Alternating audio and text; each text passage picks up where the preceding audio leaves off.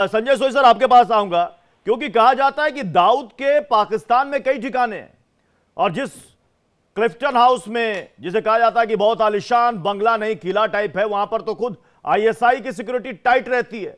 150 लोगों से गुजर कर किसी को जाना पड़ता है दाऊद के पास। वहां अगर कोई दाऊद को मार रहा है तो फिर सवाल तो आईएसआई पर ही उठेंगे ना सर। नहीं, बिल्कुल प्रत्युष जी, ऐसा है कि ये कई 2-3 चीजें निकल के आती हैं यहाँ पर।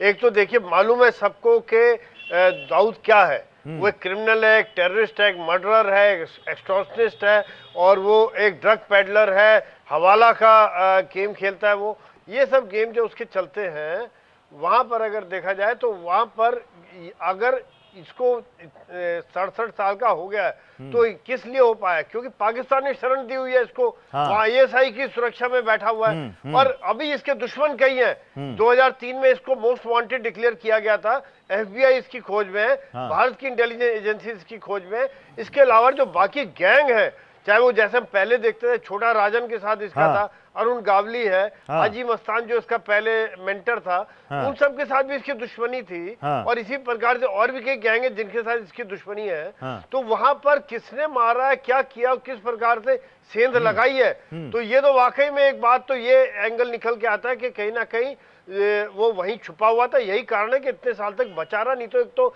कब का ऊपर जहन्नुम में पहुंच चुका होता। अभी दूसरी बात है, पाकिस्तान ने हमेशा से डिनाई किया, मना किया कि नहीं है। अभी इरशाद साहब भी कह रहे हैं, बाकी भी कह रहे हैं कि भाई सज्जाद साहब कि वो नहीं है हमारे यहाँ, आप ढूंढो। अरे हम ढूंढे? हमने तो कई बार फाइल दे दी, फोल्डर दे दिया आपके इंटेलिजेंस एजेंसीज को, आपके एनएसएस को फोल्डर दिए हुए, हमने जगह एड्रेस बताए हुए। अगर आप एक्शन नहीं दे, वो बचा इसीलिए रहा है कि अगर वहां पर उसको शेल्टर मिली हुई थी, नहीं तो कब का खत्म कर दिया गया होता। लेकिन आज पाकिस्तान के लिए शायद वो ज्यादा कीमत नहीं रह गया, क्योंकि आईएसआई ने इस्तेमाल किया था उसका ड्रग के लिए, उसका बाहर पैसा भेजने के लिए, हवाला जो उसका चैनल था, ताकि भारत में और बाकी जहां जहां गड़बड़ करना चाहते हैं वहां करें। क्योंकि सारे आतंक के तार पाकिस्तान से जुड़े होते हैं जहां भी कोई घटना होती है। अब उन्हें लगने लगा कि जो उनके नए लोग आए हैं, कुछ जो नए ड्रग पेडलर हैं, जो नए वो हैं, तो ये अभी उनके इस्तेमाल से बाहर हो गया। ये पहली एफएटीएफ की लिस्ट में है और ये सैंक्शन पाकिस्तान की सैंक्शन लिस्ट में है। मैं सज्जाद अली जी, बेहतर ये है कि इसको खत्म कर दिया सर, मैं आपके पास दोबारा लौटूंगा। सज्जाद अली साहब, मैं आपके पास आऊं उससे पहले पाकिस्तान के एक ह्यूमन राइट एक्टिविस्ट की बाइट आपको सुनाता हूं, उनका बयान सुनाता हूं, वो क्या कह रहे हैं दाऊद इब्राहिम के बारे में। गौर से सुनिएगा सर। सज्जाद अली सर। यूएसली ये डिनाई करता रहा है कि हमारे पास दाऊद इब्राहिम है।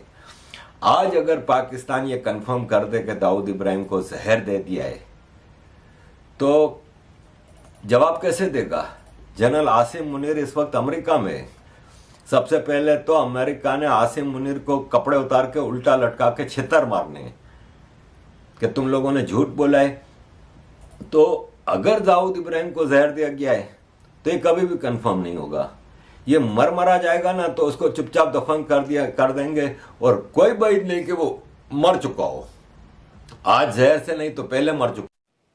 सज्जाद अली जी बहुत बड़ी बात कह रहे हैं। आरिफ अज़ाकिया ये कह रहे हैं कि दाऊद मर भी गया होगा, उसको ऐसे निपटा दिया जाएगा, दफन कर दिया जाएगा, किसी को कानो कान खबर नहीं होगी। शायद यही वजह है कि पाकिस्तान में इंटरनेट ठप है। मेरे जर्नलिस्ट भाई, अस्सलाम वालेकुम। आपको ये कहूंगा कि मुझे इंटरप्ट ना किया जाए जब मैं गुफ्तगू करूं।